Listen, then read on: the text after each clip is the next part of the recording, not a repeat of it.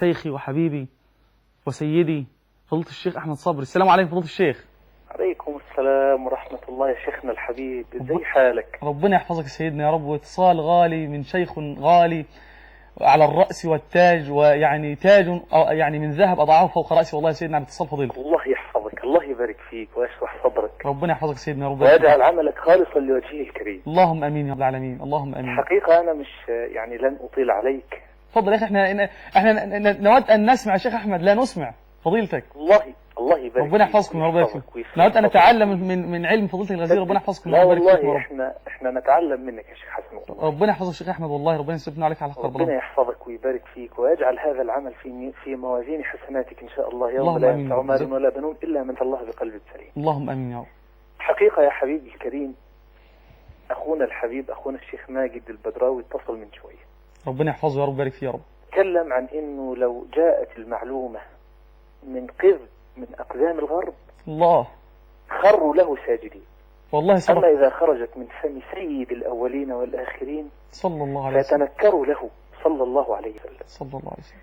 الحقيقة انا اريد ان اقول بس حول حديث واحد فقط من احاديث الطب النبوي لحبيبنا وتاج رؤوسنا وقرة أعيننا سيدنا وحبيبنا ومصطفانا النبي المحمد عليه الصلاة والسلام صلى الله عليه وسلم. علي بن عمر رضي الله عنهما قال رسول الله صلى الله عليه وسلم صلى الله عليه وسلم: اتهموا بالزيت الله وادهنوا به فإنه يخرج من شجرة مباركة. الله. وفي رواية أخرى عن ابن أسيد رضي الله عنه قال النبي صلى الله عليه وسلم: كلوا الزيت وادهنوا به فإنه من شجرة مباركة. الله. الحديث أخرجه ابن ماجه في الأطعمة، رجال ثقات، وعبد الرزق في المصنف، وصححه الحاكم.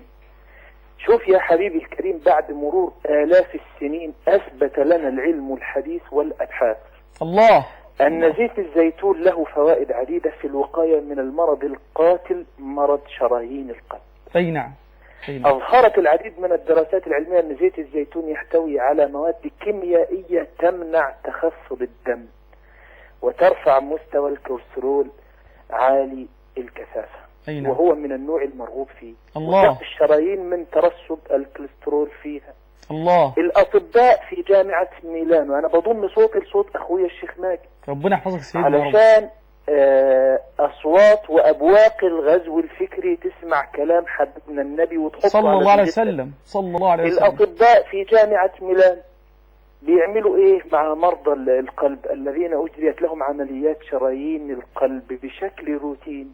بيدوهم كل يوم من 4 ل 5 ملاعق من زيت الزيتون يوميا، وده كجزء من العلاج اللي هم بياخدوه. الله. دكتور أمريكي أي نعم اسمه جراندي، أي نعم، الراجل ده في جامعة تكساس في الولايات المتحدة الأمريكية. أي نعم. عملوا دراسة نشرتها مجلة طبية أمريكية شهرية، والكلام ده نشروه عام 1986.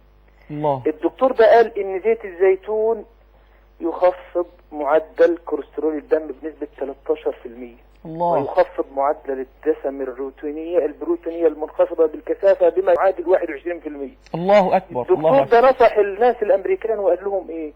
قال لهم: عليكم بزيت الزيتون أفضل من كل زيت آخر. ده كلام مين؟ كامل صلى الله عليه وسلم. سيدنا صلى الله عليه وسلم. شيخ حبيبنا وتاج راسنا. شيخ أحمد، عاوزين نرفع سوا لواء وقف لرسول الله. نفعل هذا إن شاء الله. وقف لرسول الله صلى الله عليه وسلم.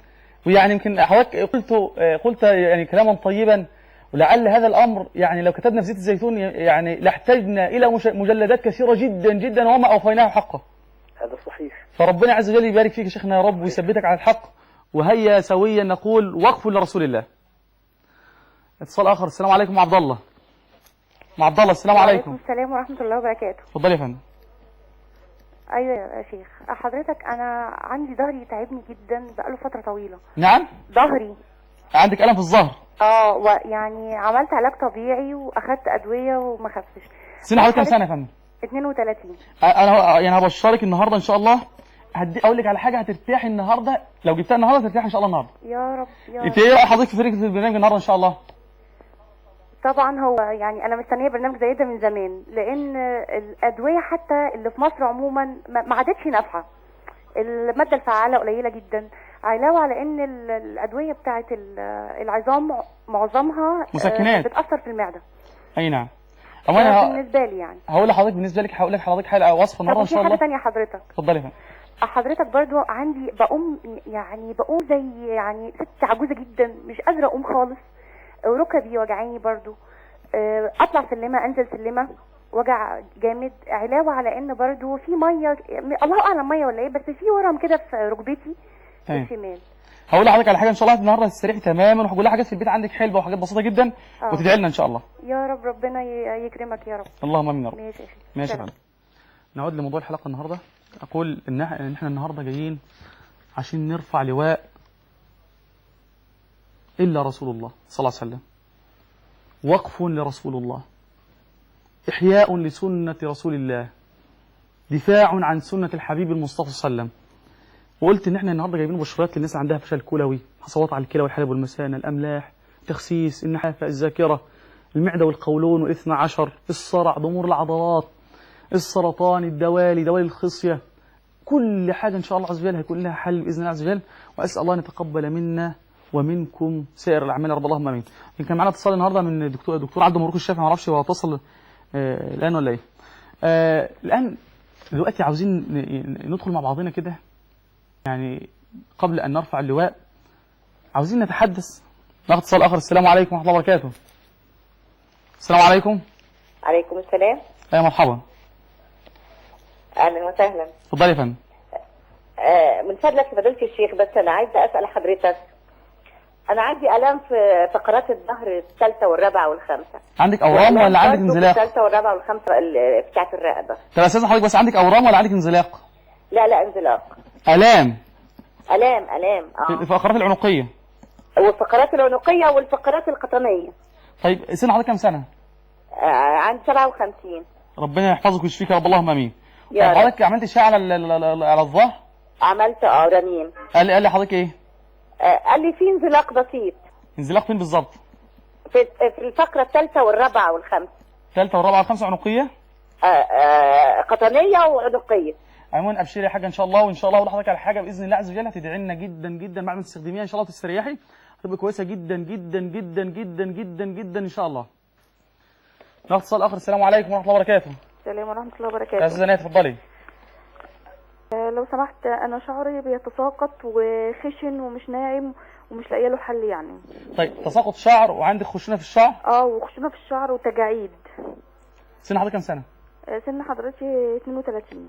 ربنا يا رب يشفيك ويعفو عنك. عموما هقول لك على وصفه لتساقط الشعر النهارده ممكن سؤال تاني لو سمحت؟ اتفضلي يا فندم. جوزي ليه كرش جامد قوي، يعني عايزاه ينزل. طيب حاضر. انا عايز حضرتك تخسسي منطقه الكرش فقط؟ كرش بس. عموما ابشري ان شاء الله يا فندم. ان شاء الله. عموما ان شاء الله عز وجل هقول لحضرتك على وصفه لتساقط الشعر، حاجه ان شاء الله عز وجل تحسين عليها جدا جدا، بس جايزه ورقه وقلم وابشري ان شاء الله عز وجل. طيب ممكن برضو سؤال ثالث لو سمحت؟ اتفضلي يا فندم. كيس دهن طالع لجوزي في قرطه، في دماغه. في قرطه؟ في قرطه يعني فهو مش عايز يعمل عمليه، لو في حاجه للاعشاب او كده يعني. بس مفعولها طويل يعني مش اقل من شهرين علاج، بعد كده يروح ان شاء الله. ماشي ان شاء الله. خلاص ابشري ان شاء الله باذن الله. ماشي يا فندم. السلام عليكم. عليكم السلام. طبعا احنا بنتكلم النهارده عن طب رسول الله صلى الله عليه وسلم، الاولى ان احنا نتحدث عن علماء الذين رفعوا هذا الطب الى اعلى درجه، بل جعلوه في عنان السماء. السلام عليكم ورحمه الله وبركاته. اتصال اخر. السلام عليكم. السلام عليكم.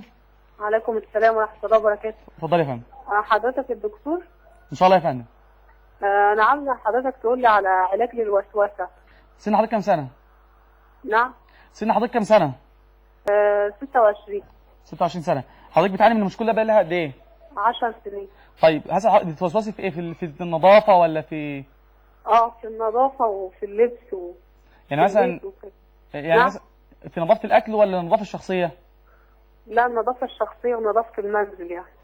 طيب الموضوع ده يعني ممكن مثلا يعني اعرف ناس مثلا ممكن تقعد في الحمام مثلا ساعه، ممكن تقعد في الحمام فتره طويله جدا. حضرتك مثلا وعندي في الوضوء بس.